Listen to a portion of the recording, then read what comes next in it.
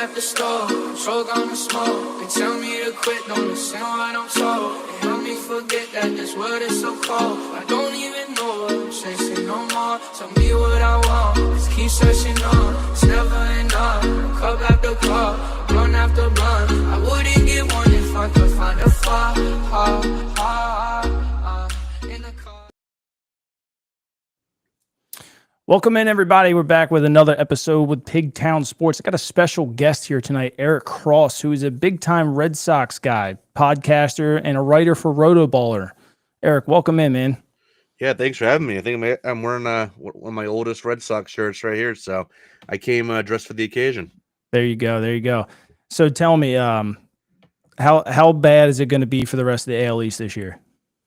You know, first off, this is the first time in probably since the Mookie Betts trade where I've been really excited going. I mean, I'm always excited for baseball, don't get me wrong, but where I was really excited to the point where I thought that this team had a chance to win the division this year. With that said, all these teams, and we'll get into it, there's a lot of variables on all these teams. I feel you could make a case for at least 4, maybe even all 5 of these teams winning the division. And obviously, health is going to play a huge factor in it, but I think on paper, the paper champs, on paper right now, I think the Red Sox do have the most complete roster and the most talented roster if everything breaks right. But it's a long season, so we shall see. Yeah, we've seen that numerous times in the AL East, Yep. Paper champs, and then all of a sudden injuries hit. I mean, look at the Orioles last year. I mean, that was ridiculous what happened last year. And Yep. I feel like every team in the East this year has like incredible amount of ifs. If this goes right, they're going to win, and the Red Sox could probably be thrown in that conversation too. And we were just talking about it offline here. What about Tampa Bay? I feel like they've been written off, but I'm kind of bullish on them. I think their pitching staff is one of, probably we'll say top 2 in the East. Yeah, no, I think it is too. And, Tampa Bay is a team that I feel like a lot of people write off every year because they never have the best team on paper. It's like, oh, they have the 3rd, 4th most talented roster in the division. Then They always like either win the division, finish 2nd, or they're at least in the running, and maybe they might fizzle out late. But yeah, I mean, the big ifs for them is the health of that pitching staff. It's, primarily Shane McClanahan coming back from missing last year, their ace, and Shane Baz as well, Drew Rasmussen. Like, they could go 6 deep right now with McClanahan, Baz, Rasmussen, Bradley, Pepio, and Littell. And those are all 6, good or better or good to great starters. So if you get the old McClanahan back, like the pre-surgery McClanahan, he's back to being one of the, 10 to 15 best arms in baseball. If Baz takes a step forward, if Bradley, I mean, again, a lot of ifs, like you said, but very talented pitching staff. That the hitting, I mean, there's some guys there. I mean, if Caminero kind of takes that step forward into becoming, a legitimate power hitter in this game, that could be at least a halfway decent lineup. I think that's to be another X factor for them is can they get consistent enough offensive production from the lineup that they have to kind of score enough runs to win some games here. So, yeah, I never count out Tampa Bay unless they're like full on blow it up rebuild.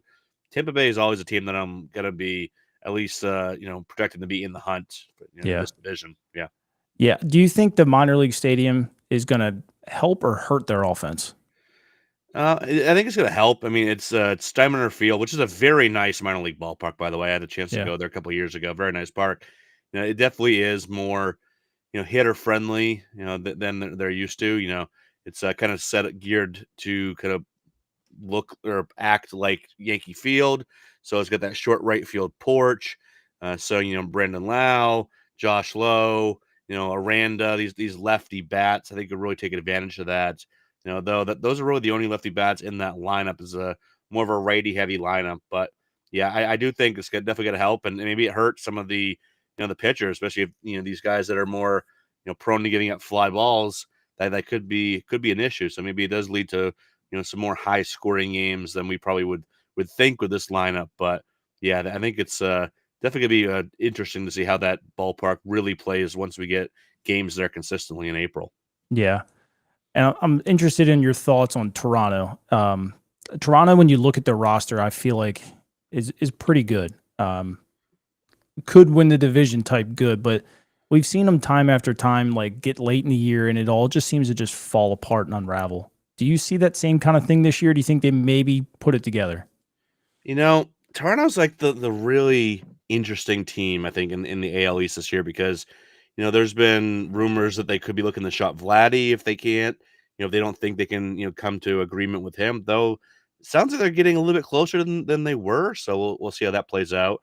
There's rumors of them trading Bo Bichette, and he's having a really good spring, another home run today. So, I just wonder if they're starting to fall out of it a little bit, if they just totally blow it up. They don't have the greatest farm system right now, so they could look to retool that. But on paper, they do have the talent. They have Vladdy. They got Bo, who I think is going to bounce back, from his down year last year. They got Anthony Santander in free agency. They traded for Andres Jimenez. They got some sneaky guys like Alejandro Kirk, Will Wagner, Joey Loperfido, and a pretty good pitching staff too. I mean, Yeah. Barrios has been rock solid. I think, Gausman, I don't think he's done being a good arm, even though last year was kind of down for him. They get Scherzer, Bassett, Bowden, Francis. I mean, it's not the flashiest rotation, but that is a solid major league rotation. Get Jeff Hoffman in the bullpen. So they went out and got some guys this offseason. So I think that signals that they are going for it. Again, if it comes midseason and they're kind of falling out of it, we'll see if that mindset changes. But yeah, Toronto, I feel like people are all across the board on Toronto. I've seen like just even projected standings from various outlets. One has them at 76 wins, the other one has them like 84. I think it's kind of all over the place, but I think the talent is definitely there to make some noise. Like they're the one team where I was in the beginning where I was like 4 or 5 teams. They're at the or 5. Yeah. Like, I think you still can make at least, somewhat of a case for, hey, things break right. Vladdy has another big year. Bo bounces back. The rotation holds up. Scherzer has another decent year left in the tank. You can see this team contending come August, September for sure. Yeah, and I just feel like every time we look at them, it's like they start hot and things look like they're going good, and then it just out of just nowhere, like it all just like comes crumbling down, and then they just can't score runs anymore. It's the weirdest thing ever. It's been a couple years. It's been like that watching them with so much talent on that roster too. It's been incredible to watch sometimes. Yeah, and like last year, like Bo Bichette's kind of having that really down year and missing, 60, 70 games, whatever it was. I think that really played into it because Vlad was doing his thing, but Right. really nobody else in the lineup was. Obviously Springer is, past his prime. He's in the twilight of his career. And they weren't really getting anybody to step up in Bichette's absence. So it was kind of a one-man show for most of the season there. And you just obviously can't get it done in baseball with just one guy doing his job. Yeah. All right, let's pivot to my Orioles. I feel like this one might be a little bit of a painful conversation, but I'm an optimistic. I'll be completely honest with you. I know a lot of our fan base doesn't like what's going on with the pitching staff. I get some of it. I wish they would have stacked the bullpen, but what are your thoughts on how the Orioles handled the whole roster this offseason? I was really surprised they didn't go out and get. I mean, they went out and got Morton, they got Sagano, so they got a couple guys, right? But do those really move the needle? Like they could be decent 4 and 5 Right. guys, but I thought, like, especially after losing Corbin Burns to Arizona, I was like, all right, they're gonna go out and get, maybe it was Max Fried or someone via trade, someone to pair with Eflin, with Grayson Rodriguez, and have a really good 1-2-3 again. And they just didn't really do that. And now, obviously, Rodriguez is dealing with an issue here with the elbow inflammation. Who knows, like how much, We know that well. yeah, who knows how much time that he misses, if that turns into something bigger. It's just so hard to say right now. You're not going to be have a Kyle Bradish for most of the year. So they really, and they don't, it's not like they have like a top pitching prospect on the way. Cade Povich he's there, but he's not that type of guy. So I think that's the real question mark with this Baltimore team because I think actually the bullpen could be fine. I love Felix Bautista. He's, as you know, an absolute beast on the mound. Looks like he should be playing, defensive end in the NFL or something. The guy's like, what, 6'8", 260 or something. Yeah. And he just throws, triple-digit heat with that nasty splitter.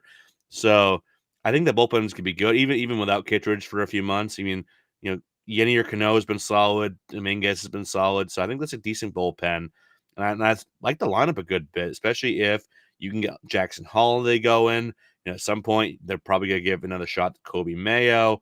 I like Jordan Westberg a lot. Obviously, you got Gunnar and Adley. So, and several others here. I think this will be a good lineup. I think this will be one of the top few lineups in the American League, overall. But do they have the pitching to contend? And after Eflin, Morton's been solid, but he's 41. You don't know what you're Right. getting from Sagano. Dean Kramer's been kind of meh for most of his career. So I kind of think their success hinges on, getting Rodriguez back healthy, at some point this season, hopefully sooner rather than later, and probably need to go out and get, maybe they use Mayo to go out and get an arm. I think that could be beneficial. I said that even before the Rodriguez injury, and especially now. I think they need another good arm, plus getting Rodriguez back to have that good top three. And I think Baltimore could be a really dangerous team. They have the talent. They just need to go out and get that other arm. Yeah, even if they didn't, I feel like so they averaged close to 5 runs a game last year, and I felt like the starters they have are just good enough. Like just get me into the 6th inning, and that's where I wanted this stacked bullpen to kind of take over. I really wanted to kind of emulate Cleveland, where like once you hit that 6th inning, like the game was basically over unless there was just a fart that night. And with our lineup, I mean, if you get 5 runs and then get into the 6th inning, like you're going to win a lot of ball games, and they weren't aggressive enough for me. And what like I said, the starters were okay. I feel like they've tried to trade. I think we all know that. It's something so unrealistic when they call teams or teams call them. It's like, okay, for Dylan Cease, for example, they wanted Kjerstad and Mayo for a rental of Dylan Cease. Like, you're not asking for that from the Yankees. Like, why does it continually happen? Like, all we heard all last year was we only want Basayo, or you got to include Jackson Holiday. Like, you're not asking that from anybody else. Like, why are you only doing it? And it makes Mike Elias look bad, but I mean, kudos to him for not getting rid of those guys either. For guys that would obviously help the team, but who knows what Jackson Holiday is going to grow into, and if he would have gave that up for who knows, Right. That would have been absolutely brutal. And at the same time, like, if they're going to keep him, like, are they ever going to give Kobe Mayo? Like, when does that, he got, a brief chance last year, not a prolonged chance. And yeah, he didn't do much with it. He struggled, but, when are they going to mix Mayo in? When are they going to mix Kjerstad in? Basayo, I think, is more later this year, but he's obviously one of the best hitting prospects in all of baseball. So, and like what the Red Sox are going on, it's like, all right, you have all these talented bats that you want to give a shot that are ready or close to ready, but where do they all fit in? Because you already got decent guys in the major league lineup as well. So it's kind of a question of, all right, are you going to give them a shot at some point, or are you going to use Mayo, Kjerstad, or whomever in a trade at some point? So I wonder if you see Baltimore like hanging around, like let's say they're third in the division, like maybe 4 games out of the division, a couple games out of the wild card. And they're like, all right, we know we can make some noise, but we need that arm. I kind of wonder if you get near the deadline and they start doing something then, but who knows? They definitely have the assets to go out and get an arm. But yeah, those asking prices from San Diego for Cease, I remember hearing those, and they were pretty astronomical. Same thing with Seattle, with the Bryce Miller or Brian Wu. So yeah, the cost right now is pretty high. So kind of hard to do so. I would give up fairly good prospects for controllable Brian Wu. That I wouldn't complain. I don't think anybody in Baltimore would complain if they did that. But 1 year of Cease and knowing that he's walking out the door, I think everybody lose their mind. Yeah. Yep. I think so too. Pivoting into the prospects, we all know how good Boston is. They're in the same boat as Baltimore, like you just said. When do they get a shot? Because they're good, and they could likely start on almost every other team in baseball. But both of these rosters offensively are so deep, there's just no room for them. Like, what does Boston do in that situation? Yeah, no, that's the $1 million question right now in Boston. So I think what they are kind of showing their hand a little bit. At least this is how I'm taking it. I think Christian Cable makes this team because like today they had a split squad game. One game had all the starters. the game had a lot of the backups. Campbell was playing with the starters, and Yeah. we're getting, we're 10 days or so away from opening day, and he's still playing with the starters. And yeah, he hasn't had a great spring on the surface, but he's looking better of late. He had a nice home run the other night in the spring breakout game. So I think it's trending like, all right, you got Bregman over at third, probably Devers DHing, and that opens up second base for Christian Campbell. So I do think he gets, unless something changes, still plenty of time. Something could change next week and a half. But right now, I think it's at least trending towards Campbell making the team. Anthony, he missed a little bit of time with that stomach bug that was just running rampant through Boston camp, a couple weeks ago. One that's kind of been taking William Abreu out of commission here. But I feel like Anthony was behind, Campbell in terms of the next man up. So Mm-hmm. I feel like you get a month or two out of him in AAA.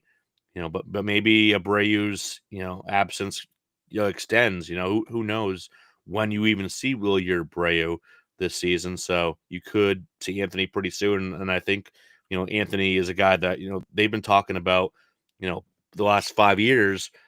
We're planning for this window. So I don't think they would say all that, do all the things they did, and then kind of like do what Baltimore did with Kobe Mayo and just keep Roman Anthony in AAA all year. I think Red Sox fans would absolutely riot if that was the case. So Yeah. I think you see, I'm feeling like, May, mid to late May. You see 6 weeks of Anthony in AAA, probably dominates. Then you bring him up at some point. But how do you fit him in? If Abreu's healthy, that's the big question. Maybe there's a trade. Maybe Story's hurt, so you slide Rafaela from the outfield to shortstop. These things usually have a way of working themselves out. So we'll see how that happens. But yeah, I think Campbell opening day, Anthony probably May, then Myers probably like July or so. I think he's the last of the three up. Yeah. And he's still a good player too. I mean, I feel like if Story would go down, he would probably come up, but I mean, that's just coming from a Baltimore fan, but I don't know like where he's at in the organization and whatnot either. I feel like he'd have a better chance if he didn't miss, the end of the season last year. Once they all got the call from AA to AAA, he had the injury, so he didn't even play in AAA. And he's solid, and he's a good ball player, decent defender. It's got the power, so I think he's gonna be a good player for this team for a long time. Yeah. But yeah, I feel like with all the other options they have, where it could be Campbell, it could be Rafaela, it could be David Hamilton. I just feel like they have so many options where they don't need to kind of bring him up. They can give him a few months in Worcester, get his feet back underneath him, and then bring him up midseason. But who knows? They could bring him up if Story gets hurt. That wouldn't shock me either. Yeah, I mean, it just seems like that's all we talk about nowadays with all these teams is when someone gets hurt. I feel like we never talked about that back in the day, but I mean, we'll keep on that injury train here. What do we get out of Walker Buehler this year? He seems like he's finally healthy. Do you think you get back to pre-injury day Walker Buehler, or are we sitting around a guy who's probably like a 4 to a mid-4 ERA kind of guy? No, I don't think we get the old Bueller back, but I feel like he could just be a good number 3 starter. I mean, that's the thing with Boston. Obviously, I love Garrett Crochet. I think he's going to be one of the front runners for AL Cy Young this year. He's striking out 1 million guys so far in spring. Mm-hmm. But I was like, all right, who's going to step up and be that too? Is it going to be Tanner Houck? Is it going to be Bueller? Those are probably the 2 guys you're looking at. I would love for one of them to step up. Houck was that guy first half of last year, fell off, but he was way past his previous career high in innings. I think he just got worn down. Yeah. But Bueller, I'll give Bueller credit. I was a bit skeptical when it happened, and I was not a big Bueller guy the last few years, but he's been looking good this spring. Velocity's ticking back up. The breaking stuff looks sharp. So I think you just get somewhere in the middle of the old Bueller and the Bueller of the more recent Bueller, where maybe he's upper 3s ERA guy, solid, mid to upper 20s K rate, like 25, 26%, something like that. So I think you can still get an impact arm. Just not a stud, not a guy that's gonna be your one of your studs in that rotation and be a high impact arm. But I think he can be a serviceable number 3. Hopefully Houck falls in that 2. And then you got Crochet, Houck, and Bueller 1, 2, 3 to start off a postseason series. I think you're happy with that. For sure. Is Boston content with their bullpen? I think they were, but so many of the top guys. I was talking about this on the local sports talk up here in Maine last week, and so many of the key names have been really struggling. Primarily Liam Hendricks, who I think was their hope to kind of lead this bullpen in terms of the guy they go to in safe situations. Chapman's been still throwing well. You're getting Garrett Whitlock back. So I don't think they're pressing the panic button yet. Justin Slayton came on last year and kind of came almost out of nowhere and became a really solid arm in that pen. So I think they built the depth. They didn't go out and get the big name that I thought they were going to get. I thought they were going to go out and get like a Tanner Scott or someone like that. So you're like, oh, that guy is the closer, like without question. They didn't go out and get that guy, but getting Hendricks back. They went out and made a couple moves, getting Aroldis Chapman in here. So, yeah, I think there's some more questions than there were at the start of camps, given how certain guys have pitched so far. But yeah, I don't think it's quite time to press the panic button. Like I said, they did build some decent depth, so hopefully you can get a healthy Whitlock. When he was in that relief role a couple years ago, when he was actually healthy for a change, he was a really good reliever before they tried making him into a starter again, which was a terrible idea. So if you can get Whitlock back, if you can get Hendricks at least back on track a little bit, I think that could still be a decent pad. It's not like a strength of this team. Yeah. It's probably a mid-pack, bullpen in the American League East. But hey, I mean the American League in general. But this was a team that second half of last year, bullpen ERA was like 6.4 or something ridiculous. It was like a run and a half higher than anybody else in baseball. So hey, mid pack, bullpen, you'll take that right now. Yeah. Yeah, I think we can all agree that the Yankees probably have the most stout bullpen right now. Their starting rotation is, again, back to them ifs. It can they even field five guys right now is how I feel. Because I think I seen today that Clark Schmidt now is dealing with some kind of issue. So they're just dwindling at this point. They're just trying to get to the start of the season with just five guys that are still standing. But their bullpen is stout. And what are your thoughts on that? Do you see them being a top 5 overall bullpen?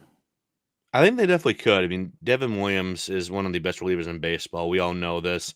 He is the air bender, which is still a pitch that defies gravity, I feel. But with him, Luke Weaver came on, and it was even better than he had been after his career last year. Had a really good year.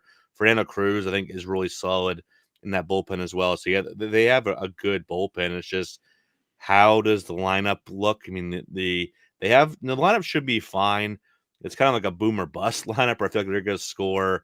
There's going to be a lot of games where they're scoring 1 run or they're scoring 12 runs. Yeah. It could happen back-to-back games. It's like, Bellinger has been really good at times, really bad at times. We've seen the ups and downs from Jazz Chisholm and Anthony Volpe.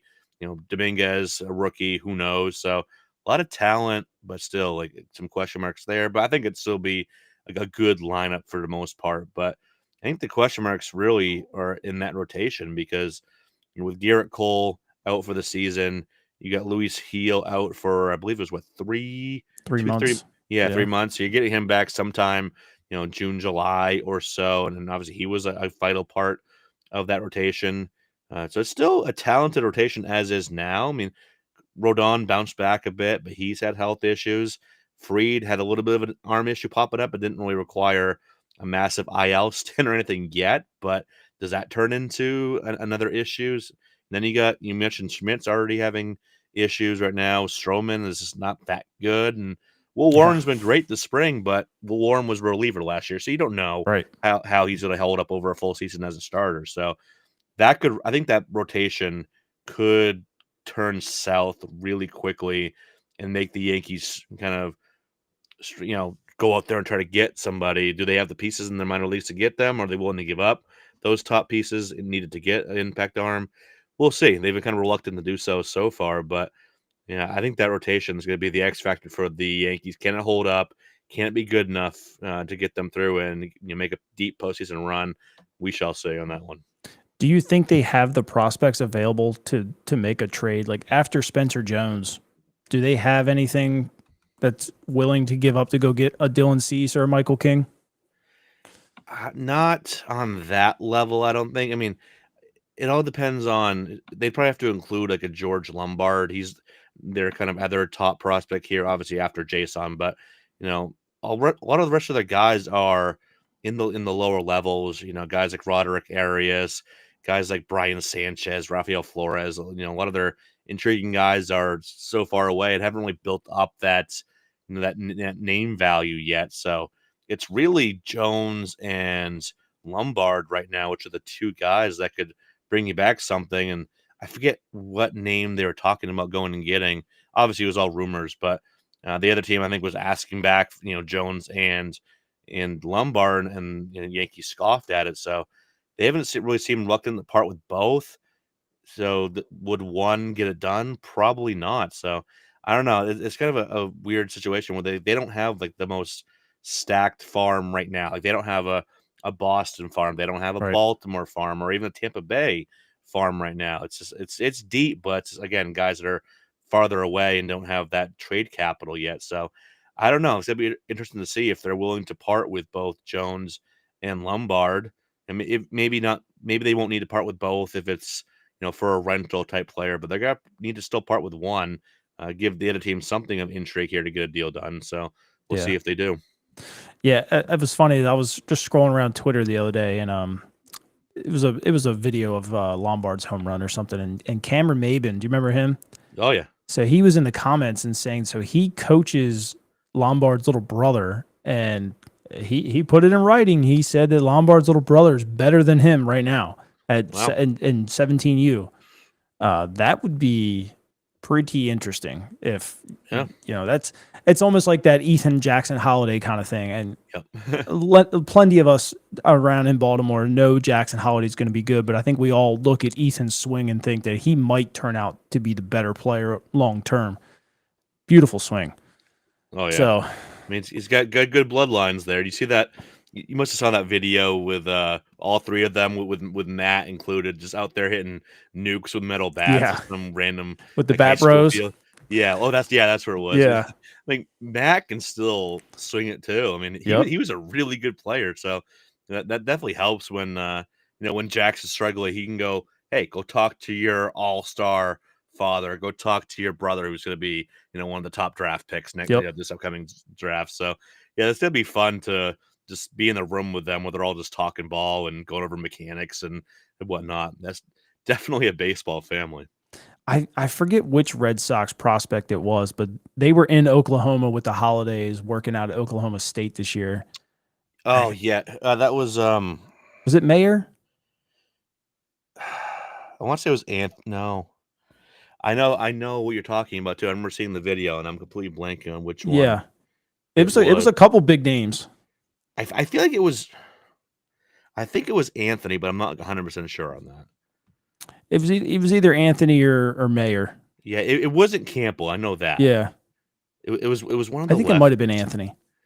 Yeah, one of the big names. Yeah. Yeah, but it's cool how they all get together. I think somebody in the family is the coach at Oklahoma State. I don't know if it's Matt's brother or cousin or something. But they get free use of the facilities. Must be nice. Yeah, right. Yeah, I would love free use of the facility. That'd be great. Yeah. So let me pick your brain here. I've been really bullish on Texas. If Texas stays healthy this year, I think they're the best team in the AL. What are your thoughts on that? Yeah, they could be if that rotation is. I don't know what to expect from that rotation. Yeah. I mean, I don't know if any of them make 30 starts. I mean, if they can stay healthy, there's so much talent in that rotation, and the lineup's good.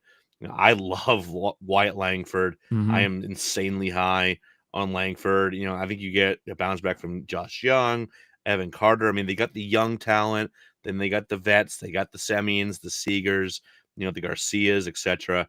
So I think that lineup's gonna be pretty damn good. One of the best lineups in baseball, and it has been the last couple of years. It's just, do they keep the rotation healthy? I mean, primarily, that fellow named Jacob deGrom. Mm-hmm. If you can get 20 starts out of deGrom, I mean, I don't know how they're going to do it, but keep him healthy. I like Kumar Rocker a good bit. I mean, I think Eovaldi's an undervalued name in baseball right now. The bullpen, I'm kind of questioning a little bit though. Yeah. It's just like, can Chris Martin be the guy? Robert Garcia, neither one have really been the guy for like that prolonged stretch. I mean, maybe they bring up. I was talking about this, the other day on my podcast. Emiliano Teodo, who's just electric but can't locate anything. Maybe he gets brought up and factors into the late inning mix. So yeah, definitely a lot of talent on this Texas team, and I don't really have any questions about that offense. It's just can the bullpen be good enough, and can that rotation, which can be good enough, stay healthy enough? And I think that's the real big question here. But yeah, definitely could be one of the best teams in all baseball. Yeah, I think adding Jake Berger was like such an undervalued pickup. Yep, agreed. Yeah, I think he hits 30 plus there.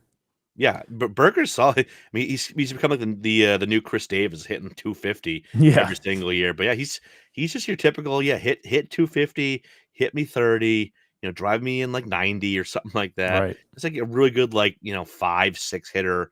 He's not gonna hit cleanup for you, but he'll pick up the scraps and then drive in a good amount of runs. I think they haven't penciled in. They haven't penciled in 8th in this lineup. I don't think that's going to be the case. I think he gets higher No. than that. But yeah, he's gonna be guys. He'll be hitting like 5-6 with somewhere in the middle of Jock and Adelise and Josh Young. They'll probably mix and match depending on matchups. But yeah, I think that Burger pickup was really good for Texas. I wanted Jock so bad in Baltimore. I just He felt would- like he would have fit Yep. in there perfectly. And now you just add him to Texas, and I'm just like, this just becoming not fair. Yeah, that move was like it kind of flew under the radar. Yeah. It was during a time where like not a lot was going on. So I think maybe fans were just kind of tuned out a little bit. It was during that one of those lulls in the offseason, if I recall correctly. It wasn't Yep. a lot going on. So Jock Pederson signs with Texas. They're like, whatever. It's not one of the big names that we're waiting on here. It's not who's Roki gonna sign with or Yeah. or where's all these other guys going. So, it was kind of meh. But it was one of those sneaky good pickups that teams need. It might not be flashy, but Jock Pederson has really settled into that role of just being, hey, I'm a guy that's gonna mash righties. Yep. And that's good. You need those guys in your lineup, as we know most lineups are a little more righty heavy than lefty heavy, and they don't really have the big lefty bat. They have Seager, but then outside of him, it was all right. Carter had the back issue last year, so it's like all right, put Jock Pederson in there, just let him mash righties. Yeah, I think that was a sneaky good move. Yeah, every team needs a Jock Pederson. Every Yep. team does. And that's one thing that irritates me with Baltimore is it's like they won't, even if it's just like a rotational, but they won't move to that like designated hitter. Like they like to use that as like, for Adley when he's not catching. So primary against left-handed pitching, or, they'll rotate Mountcastle and O'Hearn, but like Pedersen would have been perfect to just slot in there and just hit. And even if they want to use Tyler O'Neill there every day, because we all know, yourself, you got to keep that guy healthy. Yep. And you got to keep him out of the weight room. He's almost too big. He is. He works out too much, in my opinion. He looks like a freaking fullback. That's not a baseball body. It's impressive to look at, but keep him healthy and you're good. But they just they'll put him out in left field and they'll rotate their guys through the DH. And I'm just like, please just like go get a JD Martinez or a Jock Pederson. Like get yourself a professional hitter who's going to hit both sides, both arms, and pencil him in every night. But I get the whole Adley thing because Adley hits much better when he's not behind the plate, but sometimes it's still a little annoying too.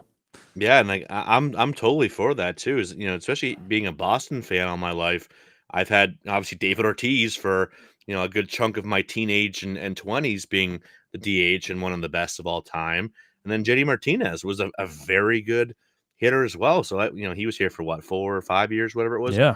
So it's like I've had probably combined 17, 20 years, something like that, of just having a good or great Hall of Fame DH and just being the DH. And yeah, JD played in left field every now and then. Poppy played first every now and then, but Yeah. you knew they were the DH 98% of the time, and it worked out well. I also get having the flexibility that can be of use, but yeah, I don't know why teams. I'm kind of with you. I don't know why teams totally shy away from getting these guys, and maybe it would help Tyler O'Neill staying healthy, because when he's healthy, he's a good bat. He can hit you 30 plus Right. easily. So trying to get some of these guys staying healthy, Like Minnesota, I think would benefit from putting Royce Lewis there after his God, got hurt another again, man. injury. Can just let him go in DH and just hit, not worry about playing shortstop. So What year did he get drafted?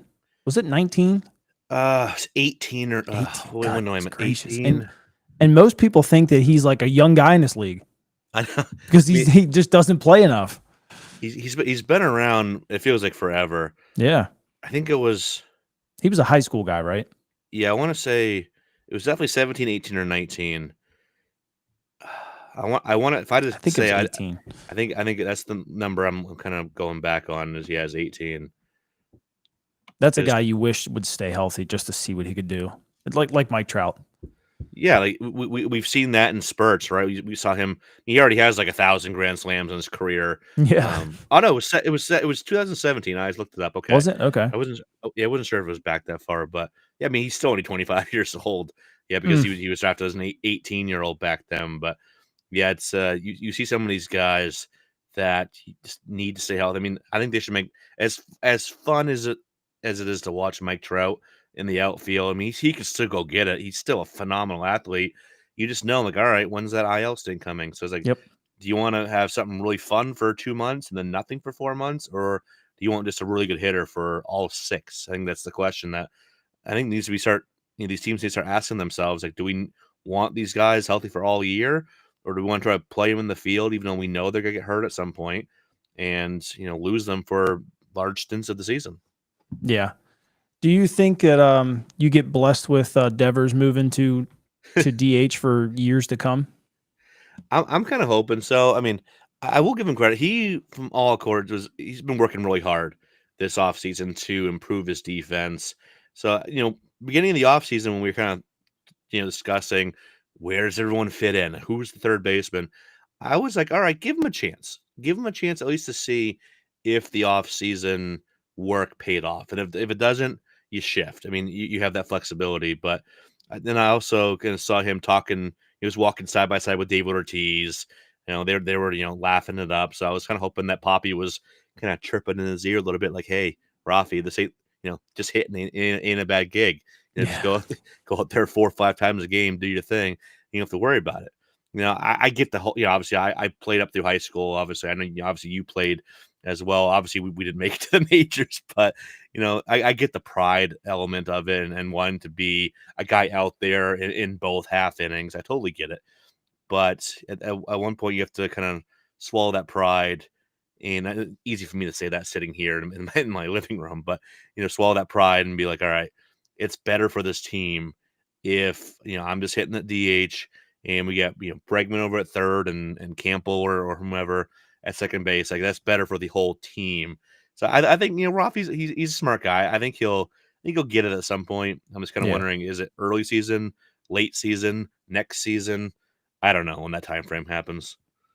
Yeah, he's still young. He wants to play defense, and I get it. And I don't think his defense is as bad as people make it out to be. I mean, does he make errors? Sure. I mean, a lot of guys make errors, and when you're a superstar, you make up for it at the plate. Like, you take what you get, kind of thing. Is Bregman better? Yeah. I mean, we're not going to sugarcoat that, but it's not like when you put Devers out there, he's going to cost you 3 runs a game kind of thing. It's a once in a while thing, but he's going to drive you in 17 before he makes that error. Like, I just think it's overblown like crazy a lot of times. Yeah, it kind of reminds me of like when we had Manny Ramirez here. Manny, no one's going to say Manny was a good left fielder. But was he the worst left fielder in the game? No. Is Rafi the worst third baseman in the game? No. I think he was like, by all metrics, was he one of the worst? Yes. Was he below average? Absolutely. But he was like, 5th worst, 6th worst in a lot of defensive metrics. So definitely a little bit better than he used to be. And obviously, like you mentioned, you can look past that. I mean, you don't want your entire lineup to be that way, which is kind of like what Philly puts together most years. Yeah. But it's like a beer league softball team there in Philly. But if you got a guy like Rafi Devers, like 1 or 2 of them on your roster, because how much impact they're going to have, and they're going to be one of the best bats at their respective position, or just in general, that you can kind of overlook the some of the defensive inadequacies that pop up from time to time. So and I kind of see it from all sides. It's gonna be fun to see. Like let's look at June 15th. What does the team look like in Boston? Where's Rafi starting? Is he DH? Is he at third still?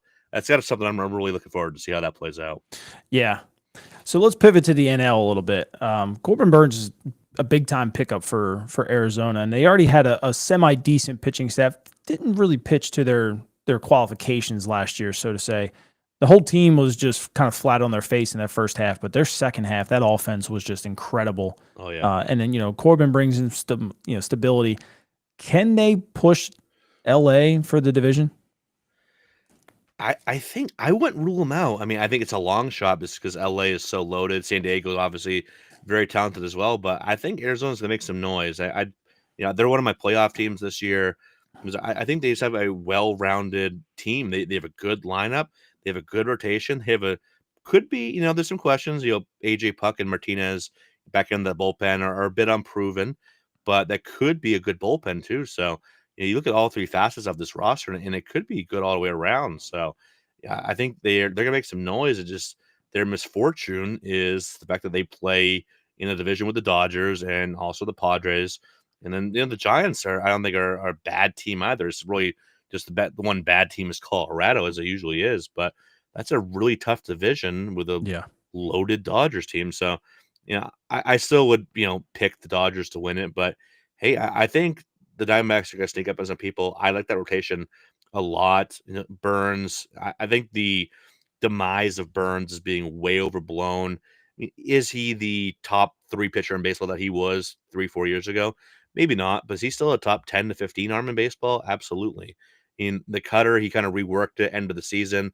Took a tick off the velocity, but there's a little more movement to it. You saw the batting average against go back down, the whiff rate go back up. So he's kind of, I think he's in that transitional period right now where you got to go from being a thrower to a pitcher, and not to say he wasn't a pitcher, but like it's basically the Zach Wheeler transition where all right, I can't just blow it by everybody, even though I still have decent velocity. I gotta kind of learn how to work with what I got as I get into my mid 30s here. And he's only 30. It's not he's like 33, 34 or anything, but I think you're starting to see that transition happen. And so I still think Burns I think he's going to age gracefully like a Wheeler and still be one of the best arms in baseball for the next at least half decade or so. And I think you're going to see a nice bounce back from Gallen. I think he just pitched so many innings in 2023. I think it was like 256 or something like that when you include postseason. So I think he was just a little burnt out. So not having as many innings on the arm last year, I think you get a nice little reset on him. So getting Gallen's one of the best 2s in baseball, and I like Brendan Pfaadt a lot. Erod and Merrill Kelly, solid 4-5 there. Hell so yeah, and you mentioned the lineup. That's still a very good lineup. Kind of 1 through 9. I think Arizona's going to be sneaky good for sure. Yeah, I think it pains me to say because I'm a big Christian Walker guy, but I feel like at the plate they get better with Naylor than they do at Walker at this age. So their offense could get even better. Yeah, no, it definitely could. I like Walker too. I think he's one of the least talked about good power hitters in the game. But Naylor is I think 6 or 7 years younger. Adds another lefty to that lineup. That top of the lineup, Carroll, Ketel Marte, and Naylor is really good. So, and then you still got guys like Eugenio Suarez, who's a near lock for like 30 home runs every year for the most part. McCarthy's decent. Lourdes Gurriel is just steady. So yeah, I think if you see Gabriel Moreno take a step forward, you get Jordan Lawler up at some point if he can stay healthy as well. So, Yeah, I think that's a good lineup. Yeah, for sure. What are your are you bullish on San Diego at all, or do you think it kind of spirals out this year?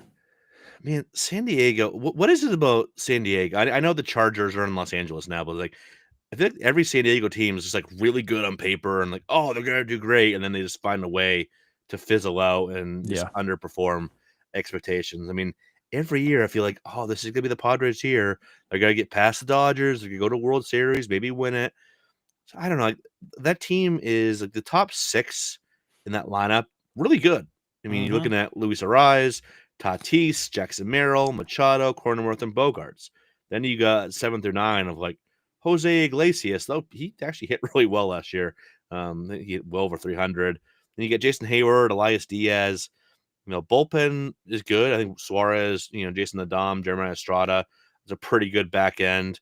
And I like Michael King a lot. Obviously, Cease is still there as of now. And they got Nick Pivetta, which I think was a kind of a sneaky move this offseason as well, and Yu Darvish. So on paper, as long as that lineup can hit and they don't lose too many guys out of that lineup, because I think if you lose a guy or two out of that top six, they don't really have a lot of good guys waiting to kind of Yeah. take those spots. So I think that could get kind of hairy if they have, like a Tatis go down or a Machado. But good lineup, good rotation. I think they definitely could make some noise. Just are they going to finally get over that hump? That's kind of the question every year with them. You think they're regretting the Juan Soto trade now, with knowing that they could have had James Wood fill that left field spot that is kind of open, and then could have had C.J. Abrams fill that shortstop role that Iglesias is doing right now? Yeah, I mean, in hindsight, it's kind of funny how many teams Juan Soto's been on already in his career. Mm-hmm. But I mean, obviously now he's gonna be with the Mets for a long period of time. But yeah, I mean, James Wood really, really damn. I think he's gonna be, an all-star for many years in this league. Abrams, you take the ups and downs, but overall, very exciting player. So yeah, that definitely.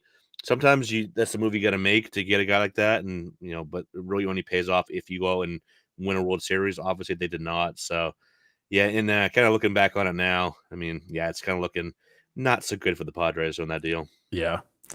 All right, give me your sleeper pick this year. The team that's going to shock everybody that no one's really talking about.